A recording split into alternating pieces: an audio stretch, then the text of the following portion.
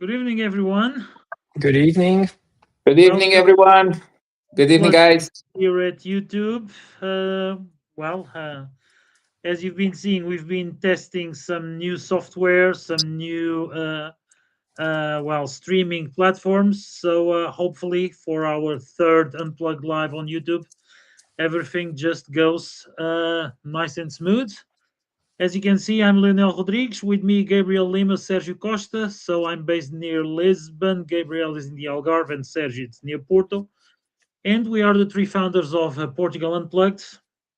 And for today, um, let's talk about the do it yourself or self guided experiences that you can have here in Portugal while visiting Portugal. Because sometimes we see that a lot of people are exploring the country on their own. Nothing wrong with that. And in fact, we are here to help with some tips of what can be done, because not everyone wants to get a truly guided tour in certain places. So I'm going to start with Sergio. He was the one that launched the topic, and Sergio, I think you have some good stuff to share with us. Yeah, absolutely. So, good evening, everyone. Thanks again for joining us on our live session. And as you said, today, it's tonight for us over here in Portugal. We're basically talking about what for us tour guides we would call quote unquote freebies. Basically, these are the things that you can do it yourself, how you can tackle certain areas, certain places without using guided services or guiding services in this case. And there's quite a bit of things to see. And this also has a little bit to do with your own profile, the traveler profile, how that is going to connect and how the person or the persons or the group are going to explore a certain region, a certain area, certain towns, certain monuments, etc. So I'm going to talk about the things that I know over here, mostly in the north of Portugal, particularly pertaining to Porto and the Douro Valley. And so there are quite a few things, quite a few resources that if you want to skip the guiding services, a great resource that you can use is to invest a little bit of your time in just visiting a couple of museums in the city. So you have the Museu Soares dos Reis, for example, over here in the city. This is probably one of the most iconic one. You also have this one will give you a bit of an overview about some art of the city, architectural styles and whatnot. If you're more into other type of art, modern art, we also have a museum of modern art that often people don't talk about, and I actually don't understand why. A lot of people only talk about the Museum of Modern Art down in Lisbon, but we have a very beautiful one with a very beautiful garden over here in Porto as well. The Serralves Gardens, also very beautiful. And over there, you can book these museums, a couple of museums. Pro tip over here, if you're into wine, or even if you're not into wine, check out the Wild District, the World of Wine, because you have not just over there the wine itself, the wine education, but you also have the cork and the chocolate. So it's another great resource for gastronomy. And it's these are some of the tidbits that you can use just to learn a little bit more about the city, about Portugal, about the location where you are currently at. And this is a great place to learn a little bit, have an enjoyable morning or afternoon, and then you can go from there and explore the city, taking the knowledge that you gain by visiting these museums. So museums, oftentimes people think that these are boring places that it's not going to be very fun or very interesting, but this is actually going to be your basically launch pad for the city that or the area that you're visiting. For example, if you want to learn about the Douro Valley, if you're planning on going to the Douro Valley but you want to do it yourself, you can visit either the World of Wine, or you can also go to one of the cellars, have a tasting over there. Why not? Or you can also go to another museum, which is just at the entrance of the Douro Valley, which is Museu do Douro, in the building that is currently, the building used to be the headquarters of the very first Porto Wine Institute back in the 18th century. So it's a historical place. You get the history, you get the lay of the land, you learn about the Douro Valley, the things that make the valley unique, etc. And from there, you go on a little bit of exploration. You can do it yourself without having gained the knowledge by having visited the museum earlier that day. So it's one of the ways to do things. So this is a bit of the traveler profile, people who want to take on a challenge, learn a little bit more. Sometimes it also, some people choose this path for visiting due to budget constraints. All of these reasons are valid. Other things that simply do not require a guide. For example, if you're visiting parks, if you enjoy hiking trails, sure, if you have a knowledgeable guide about the fauna, the flora of the area, the hiking trail itself, it might be an added benefit. But for the most part, for people who are just contemplating nature, would you need a guide? So these are some of the examples. Now, obviously, I always have to caveat all of this and just put an asterisk because, well, we are tour guides, and in our opinion, having a knowledgeable guide about the location, the area, the monument is greatly enhance the experience that you're having. So these are some of the places in Douro Valley, for example. One of the things that I see quite frequently, and I imagine you guys are also seeing that in your respective areas. For example, Lionel, you probably see this all of the time about Sintra. Gabriel, you probably see this all of the time about Algarve, potentially even more specifically about Lagos. Uh, these are what we call the cookie cutter tours, and it's one of the things that I posted on the announcement of the live session. If you see the same tour repeated over and over again on booking platforms like TripAdvisor, Get Your Guide, Viator, My Day Trip, Tours with Locals, etc., well, chances are that those are locations that are very well documented, and you can read about it online. You can do a little bit of research.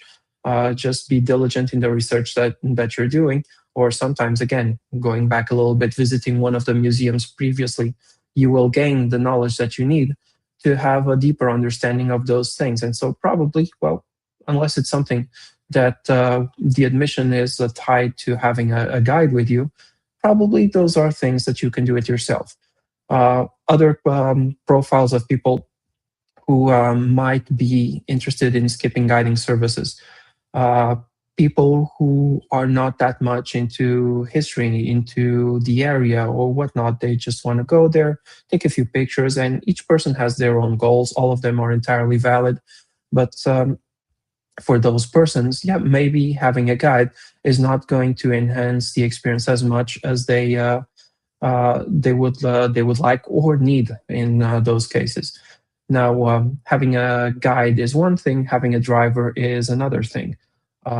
One of the examples that I offer quite often is going to the Douro Valley, and we've talked about this very frequently. Going to the Douro Valley and engaging in some wine tasting and having to drive yourself can be a little bit of a hazard. And I've had guests over the last couple of weeks who said this to me. And I didn't go to the most challenging vineyards in terms of access, but they were already saying that they wouldn't feel comfortable having the wine tastings and then driving at the valley. And I'm talking about Douro Valley. I'm sure you guys have other examples in your own area as well. I know that Sintra, Lionel, that's absolute chaos over there. Just not just about the driving, but also because of the street directions and road closures and things like that. So that might be an added layer of complexity to an already very dynamic and complex situation. So yeah, there's quite a few profiles, and this is just my take, just some very brief examples of things, and that, in my opinion, I don't think people are going to benefit a whole lot from having a guide, or they can set themselves up to just not need a guide in the upcoming days. Now I have to give you the other side of that medal, the other face of that coin. Investing in a guide sometimes can save you quite a bit of time, and it's an investment that you're doing. And even though you're spending money, you're getting it back in the coming days or even weeks ahead. For example, we can give you tips about the layout of a city, how to optimize your time in the city or in a region, do things or swapping the order of certain things, avoiding certain tourist traps, recommendations that are going to be a little bit more authentic. This is the upside of having a guide and hiring a guide that is going to give you all of this information. So this was just my take on it. So I'd love to hear about you now, Lionel. What do you have to say? Because Sintra is definitely a thing that a lot of people have their ear out to hear about it. Yes, it is. And in fact, just for the reference, this week until Saturday, I'm going to be, well, 4 times on tour in Sintra, and next week, a few more. And I've been designing some new tours of Sintra exactly for people with different approaches. Let's dissect this a little bit. As you mentioned, and very well, the traffic directions are a challenge, and in fact, there are new measures that are finally being put in place in Sintra, and there are new measures just going on over there. And technically, there are a few places where, yes, a guide is somehow needed, and there are others where it's probably, well, not so much needed as it would be before. Let me explain this. A lot of people end up getting a guide exactly to be driven through the places in the best possible way. And as you mentioned, and comparing with the Douro Valley, going for wine tasting and driving on those roads, which I like a lot, those roads, it's quite a challenge. So Sintra has a challenge in a slightly different way. It's how to move around because we have restricted streets, we have restricted access areas only for authorized vehicles, and some others where no vehicles can go anymore, at least with the rules as they are at this moment. So, what's happening? In the past, people would be driving their rental car to go to the Pena Palace, Moorish Castle, whatever. That is finally being controlled because it's a safety issue. And I've been saying this, it is a safety issue. Just a couple of days ago, we had a bus and the bus driver, experienced drivers, that um, got out of the road, got off the road because the road was wet. And this is a safety issue, as I've been mentioning. So people that are not used to drive on those roads, they could easily get stuck or get into well, some bad situations. It happens to the professionals, so you don't want to imagine how it can happen to people that are non-professional or not used to drive on those roads. So technically, a good usage of a guide, in fact, in Sintra, it's to be taken towards the Pena Palace and the Moorish Castle at this moment because any guide, well, that has its own business register or works for a company, whatever, would have the permits to drive there. And of course, the Pena Palace, it's very easy to go around, but the park of the Pena Palace, it's not so easy because it's 200 acres of property, and it's very easy to waste time over there trying to find some of the highlights and trying to find the well the places that are really worth. So optimizing time through the park of the palace can be a good thing. Otherwise, people are just wandering around and really not knowing where to go, what they are looking for. The Moorish Castle, it's quite interesting, but a lot of people end up doing it, well, I would say the wrong way, okay, because the Moorish Castle are two hills. And in general, if you just do one of the hills, you have some of the best views. The second hill, sometimes it's not so much worth it. And it's, of course, it's going to cost some time. And more than that, a lot of stamina, a lot of energy that's going to be spent and wasted on the Moorish Castle if everybody tries to see everything. Because this is very important. And I was reading very recently someone that was in Sintra and went to those places, and then someone of the group was not feeling so well, and they ended up trying to go to Regaleira, and they couldn't go in because they missed the time slot. And of course, the rules do exist. They had like a grace period to of well, kind of a tolerance, but pretty much they had exceeded that time period, and they were expecting to go in after that time slot has had already gone. So these are some places where guides can be very useful exactly to optimize the time. It's going up the mountain, Penne Palace, Moorish Castle, because they can both be done in a row. And I have a new tour with those two done in a row. Of course, you walk a bit, but you can do the two monuments in a good pace without getting totally exhausted. And then coming to the downtown, of course, the town it's beautiful. We have a lot of stuff that can be seen and done. But then we have the other issue. A lot of people only want to go to Quinta da Regaleira just to see the well.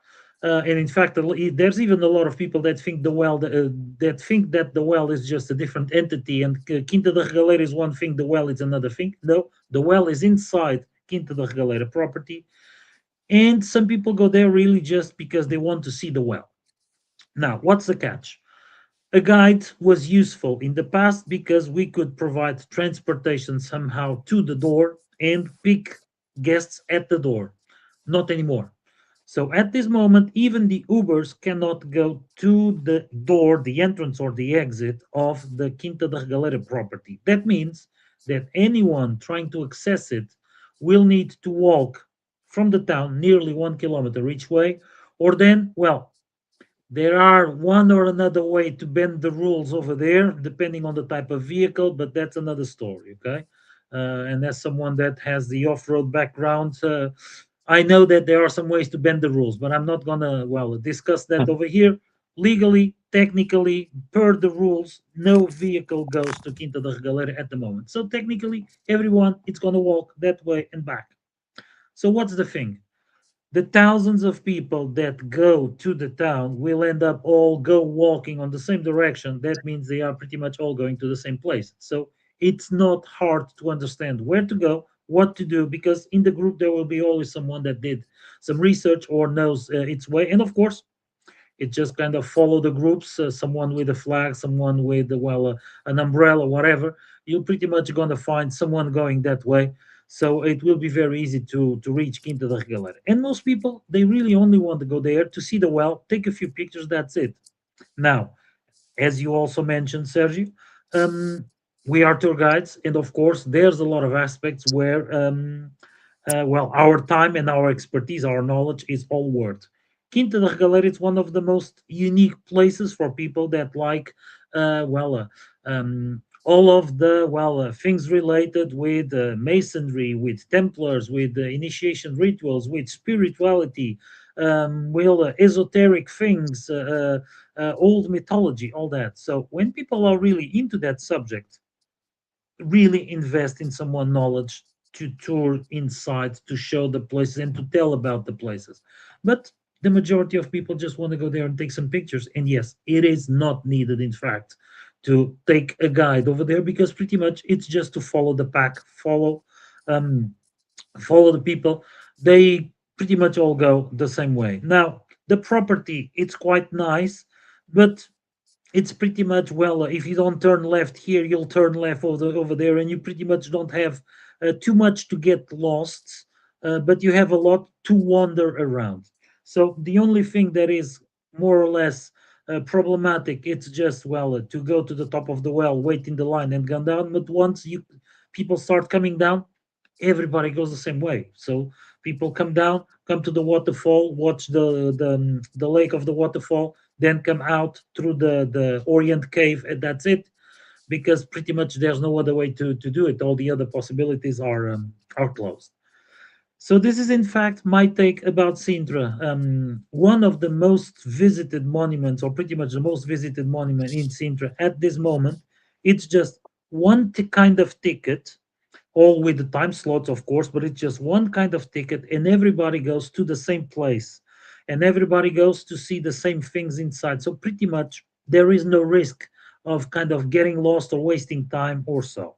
Now, the issue also gets this way: if people are planning at the monuments, don't spend much more at Quinta da Regaleira than 1.5 to 2 hours tops, because otherwise that time might be precious for visiting any other place, and it's a little bit too long probably over there.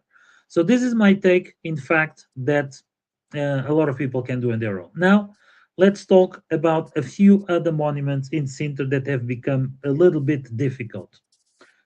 I'm going to talk specifically about Montserrat Palace. accessing Montserrat Palace at this moment has become a problem. What was the main road would pass through Quinta da Regaleira, which there's no access. So the detour, it's not straightforward. And more than that, there's a section of the road where, well, I drive with my van, but I have like probably uh, 3, 4 inches of clearance from each side. So that's not for every driver. And it's very steep and narrow with a 90-degree turn right at the end where it's a two-way street at this moment because of well, the restrictions. That section ends up being two-way street, so it's not recommendable at all for someone to try to drive by themselves to reach Montserrat Palace.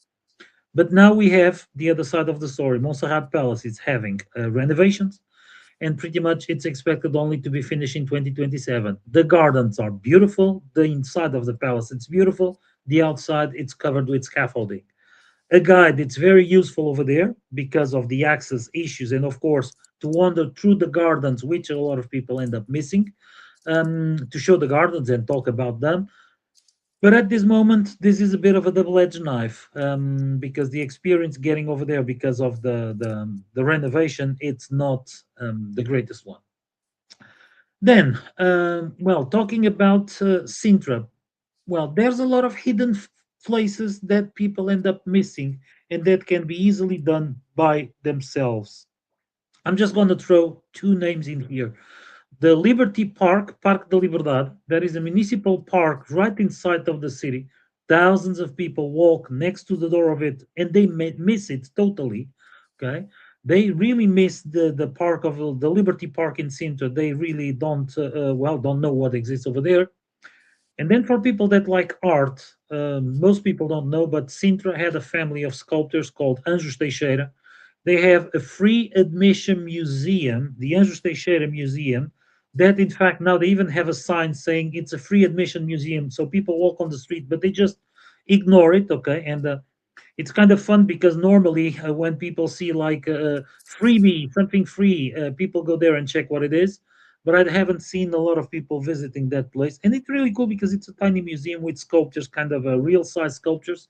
They did a lot of well, sculptures of daily life, countryside life, working life, and a few religious ones. And it's just a little detour in Sintra. It's a little bit of an oasis inside the crowded city. So technically, there are a lot of things that can be done without a guide over there. And these two suggestions, in fact, are totally off the chart for most people. No one talks about them, and they are really worth to visit over there. Now about optimizing the time. Well, we've been discussing this over and over, and I need to be very direct into this. There is no right or wrong recipe, but there are recipes that change every year or almost every month.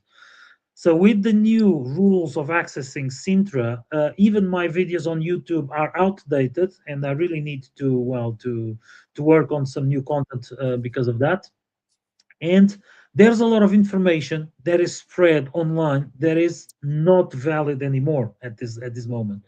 So every article, every video, whatever that you can get or that you can use as a planner might be totally outdated, and the information over there might not be accurate anymore. So Sintra is the kind of place that every year, and so sometimes a few times a year, things do change. And here is where the guide will be a very valuable asset, because once again, I see a lot of people wasting time and therefore wasting money with their planning to Sintra, but the plannings were based in information that is no longer accurate. And well, as someone that is there constantly, as I mentioned, I'm going to be at least 4 times this week in Sintra. I see all the things changing, and I've been adapting some of my itineraries, some of my tours. I've been adapting a few things exactly because of that. So, questions about that, it's really something that I recommend people to ask. On Portugal Unplugged, I have several posts about that, and I'm constantly replying to stuff related to Sintra. It's totally worth the visit. I already seen people saying, no, we don't like crowds, so we are skipping Sintra. Please don't skip it.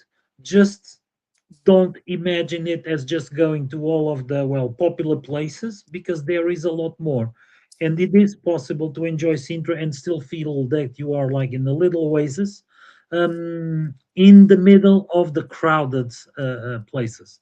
And that's what I've been advocating in Sintra. That's what I've been doing. And in fact, I have a lot of people really praising my approach to it. So that's why I'm I've got a lot of bookings for this month to visit the Sintra. So this is just my take. We could leave here a lot more, but I also want to pass the word to Gabriel, because he might have some hints and some tips about places in the Algarve as well that can also be done in a do-it-yourself way. Gabriel, move on. Oh, yes, for sure. But before we go there, I just want to say, well, thank you, Pat. Thank you, Meredith, for coming with your questions. And I don't run many tours in Lisbon. I go there quite a lot. Actually, I've been running several tours in Lisbon in the past, and I go there quite a lot. So I can give you my suggestion to Meredith. If you only have 2 days, I would spend one day visiting Alfama and Bairro Alto. So I would focus in the old town, the castle, and all these beautiful viewpoints there. Maybe some shopping, maybe some museums there. It's a really beautiful place. And then maybe the next day I would try to reach Belém area for the Custartar, the Geronimo's monastery, the Belém Tower. And depending on your time, I would take a tour to Sintra or to Cascais for sure. Well, I hope I just Let me just add to that. go ahead There now. is an You area you are that a you lot are of the people expert. You are the no expert no for there is Lisbon. an area that a lot of people disregard in Lisbon. But for people that like architecture, Parque das Nações, the Nations Park, it's a modern Oh side of yeah, the city, but has some very distinct buildings. Okay, for people that like modern architecture, it definitely. has some very distinct buildings, and it's a total opposite from the old Lisbon. People come to Lisbon, and of course, everyone wants to immerse into the old Lisbon, the city that is at least 2,500 years old. But we have a neighborhood that is 25 years old ish, and has some really cool architecture that also deserves to be seen. It's at the total opposite area from Belém, by example. But this is just my insight about that. Go ahead. Okay, so just I'm just gonna share some insights because we've been addressing this topic once in a while. Well, maybe first time here on YouTube Live, but in the past we've been talking about this. And it's important because we are having always people coming to Portugal and people reaching us and people trying to get to know the best way to visit Portugal. And obviously, there are so many different ways to visit a country, to explore a country, and most importantly, everyone is different. And I'm going to share my past 3 days because it's been it's been a good example for this. So just like you, I just love these immersive tours, food tours, wine tours, all these kind of tours, off the beaten path tours, taking people to picking up the orange and seeing the falls and all these boardwalks off the beaten path by the mountain. But we have also this big group of people who are looking for something simple. And for instance, today I got a couple from the cruise from Portimão, right? So they just arrived at 8:45, and they told me, Gabriel, we want to be back about 4. So I mean, 7 hours. It's not too much time, but of course, with a local seasoned guy like me, we improve very much our time here, so we don't lose time looking for the shop for the cork or trying the carob cake. I know exactly where to go, or the custard tart or whatnot. And then, for instance, we went to visit the Cape St. Vincent. We checked some very nice viewpoints. We took a very nice coffee there with some local delicacies with fresh almonds, carob, fig. And then on the way back to Portimão, then we stopped by Lagos. And of course, Lagos, it's a place that deserves way more than just 2 hours and a half.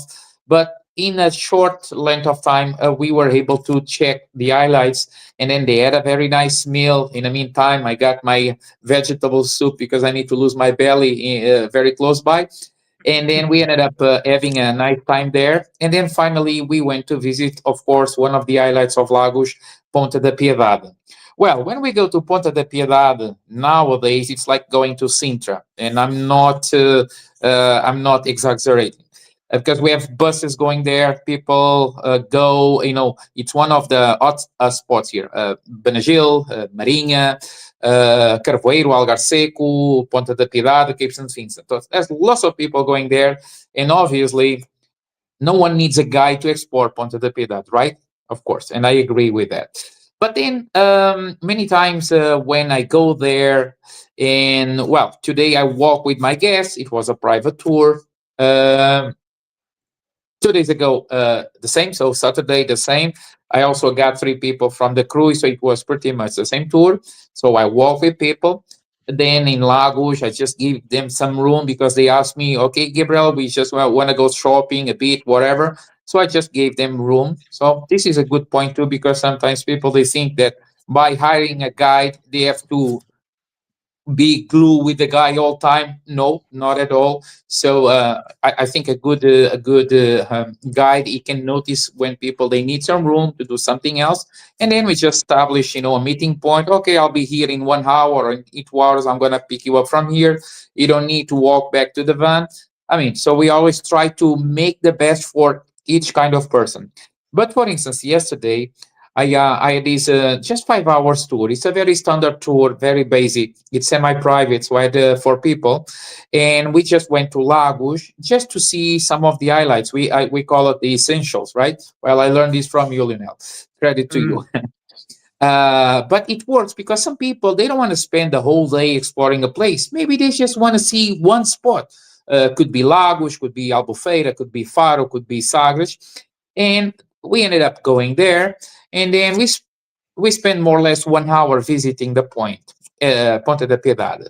And while they were exploring Ponta da Piedade and Camilo Beach, everyone went to Lagos. They know these spots. I noticed, I was there close to my van, just scrolling a bit, taking some photos, making some reels. And I noticed people walking back to the cars, rent the cars. And some people, sometimes they spend like 15, 20 minutes inside the car. The car doesn't move from there. What they are trying to do? They are scrolling. They're trying to find the next thing to see. And well, it doesn't matter. And then I remember to think, well, people they are losing time there, they're wasting time, or maybe not, maybe this is the pace they like to do this while there, right? So in the end it doesn't matter. What I think it's really important for each one of the person who are visiting us to feel good. So some people they don't mind to waste 20 minutes looking for the next spot, and then they drive there. And some people also sometimes they park to visit Algar Seco in Carvoeiro or the Cape St. Vincent. 3 days ago, it was amazing. They spend there not even 10 minutes. And sometimes I have people there and they spend 1 hour and 30 minutes because everyone is different. Some people, they want to go, want to take a photo, they look around, well, what's next? And some other people, maybe they love nature and they enjoy there very much. For some people, visiting Lagos, 2 hours, it's enough to check the old town. For some other people, 2 days, it's not enough. And this is pretty normal, so there's nothing abnormal here, and we just try to adjust. Of course, because we are tour guys, like you said, guys, we've been dealing with hundreds, if not thousands of people. So we acknowledge very quickly the profile of each person, and then we try to adjust. And what we want to bring to people is we are here to help. We are not here to judge the best way or the worst or whatever. We don't even like comparisons. We don't like the bold statements like the best or the only or the unique. I mean, it doesn't make any sense. It's important for each person who are visiting the country to enjoy the country and to leave Portugal with good memories. And then everyone is different. For instance, today, this couple, lovely couple from, let me see, Carolina, close to Charlotte. No, Charlotte, no. They are from South Carolina. And 2 days ago, I had people from Minnesota. And yesterday, I don't recall. Well, I know they were all Americans these 3 days. And then it was so funny today because, they booked with me. We had a nice talk yesterday. We adjusted the tour. They were very happy. We arrived very early. At the terminal, it was what, 340 more or less. So they were very happy because they need to rest. Why? Because tomorrow they are going to Cadiz, and then they're going to take a bus tour, 1 hour 45 minutes to Seville. Then they're going to have 1 hour with a guide from the company, the cruise, I don't know who, and then they're going to have time on their own to explore Seville. Of course, Seville is a beautiful city. It needs more time. And then they're going to use the audio of Rick Steves. And then he asked me, do you know Rick Steves? Of course I know Rick Steves, a very popular influencer. I wish I could be so influential as he is. And then they told me that they're going to do this. And what do you think about this? I said, well, I think it's okay. He's just going to follow. You're going to learn something. I mean, for sure, you're going to enjoy. And then they told me, Gabriel, we are just doing this because a private guide we had for Seville, it just canceled the tour 2 or 3 days ago, but we don't even know the reason. And then I thought to myself, well, when people, they book through platforms, Viator, I don't know, maybe the guy got a better business last minute, and then they cancel your tour because they don't want to pay the commission. So see, there are so many factors around this beautiful industry that we work that sometimes people, they don't see it, but we see it. This is our field, right? This is our job. So I would say that definitely people, they can trust us because we are here to help, right? Especially the private guides. I don't work for a big company. You don't work for a big company. I don't take people to my cousin's shop. I don't even have a cousin with the shop to make some kind of a commission or a deal. No. Today, we just walked through a nice restaurant. I'm going to disclose here, Orage, a restaurant with 50 years. And then I went there. The guy, it was a bit early. The guys, they were having lunch. And then I said, Umberto, I have here 2 people for today. Yeah, Gabriel, okay, no worries. I'll be there soon. And then they enjoy a nice meal, seafood, rice, some fish. When they came back to me, they were super happy because, wonderful, Gabriel, this is what we like. And hey, and then while they were having lunch there, I walked through Lagos because I like to explore streets and new cafes, whatever. And I've seen people eating sandwiches. Still fine, no problem, I've been doing this also when I travel, I don't know, Milan or Berlin or something. Sometimes I don't go for a meal. I just get a sandwich because I want to walk, I want to see. So all kind of ways to visit a place, they are legit. I don't know if we have more questions here, guys. I didn't see it. I think it's okay. Oh, time is money, as you've mentioned. Oh, yes, time is money. And one thing, Pat, one thing that many people, they don't realize, and we've been addressing this here so many times, is the value of each vacation minute. I remember sometimes I tell people, do you know how much do you spend for each hour? And then I got a couple and they said, no, per minute. Because when we think about the flights, the hotels, whatever, each minute in Portugal, maybe it costs what? 5 euros, 3 euros, 10 euros. So by the end of the day, if they waste 2 hours, they are wasting lots of money. And money and time, because with this time, in 1 or 2 hours, we can see a few more spots on the way. It happens so many times when we have a bit extra time and then we ask, okay, guys, I know this is not on the plan, but do you want to do a detour? Or let's go to see Senhor da Rocha, for instance. Or let's stop by a Rifes beach right here before Albufeira. And people, they love this. So we are here to help. We've been saying this. And well, guys, yeah, it's already a long chat. 10 minutes past 30 minutes. We love this. But from my end, I think it's time to say goodbye. And I'm going to leave it to you now. We have a bit more. We have a bit more questions, and now it's about Porto. Okay. Well, I don't know. Sergio, go ahead. Well, Sergio mentioned a Yep. few places about Porto, answering the question of Meredith. Yeah. So basically, in a nutshell, there's a couple of museums that you can see in Porto. I am personally very fond of the Soares dos Reis National Museum. I also like very much the Museum of Modern Art in Serralves, which is a little bit further outside the typical scope of central Porto. It's by the water. Well, it's close to the Foz area, so it's a very beautiful area to travel. So the Soares dos Reis, sorry, not the Serralves, is actually a very interesting one because you can do a combo of museum plus a park, which is actually a very beautiful park garden. Used to be an old farm. And as for other museums, if you want to take, for example, a trip to the Douro Valley, go to also to the World of Wine, the World of Wine district. You have not just the wine, as the name implies, but you also have over there the Cork Museum and the Chocolate Museum as well. So a lot of people think that the World of Wine is a tourist trap. In my opinion, it's actually the opposite because it has the reputation of being a tourist trap, but it couldn't be further from the truth. So these are my takes. Mentioned Porto, also mentioned Douro Valley, the Douro Valley Museum, the Douro Museum. It's a great way to learn a little bit about the valley. And to be honest, if you're going to the Douro Valley, a wine paired lunch plus a more formal tasting in the afternoon is more than enough, and you get the cultural aspect of it early in the morning by visiting the Douro Museum. And it's one of those places. Régua is a 2-hour train ride from Porto, and a lot of people take the train directly from Porto to Pinhão. They spend their entire day in Pinhão, and they skip this hidden gem, in my opinion, which is the Douro Museum, when you can learn so much about the region that, in fact, you might even end up changing your plans for the Douro Valley. So yeah, this was my take on it. So as you mentioned, Gabriel, we're quite a bit past the hour. So from my end, I also want to wish everyone a great week. To enjoy it, and if you have still any lingering questions, feel free to drop them in the comments of the YouTube video, or better yet, post them on our Portugal Unplugged travel group on Facebook, where that's where we are most active. Lionel. Yes, well, I just want to mention this.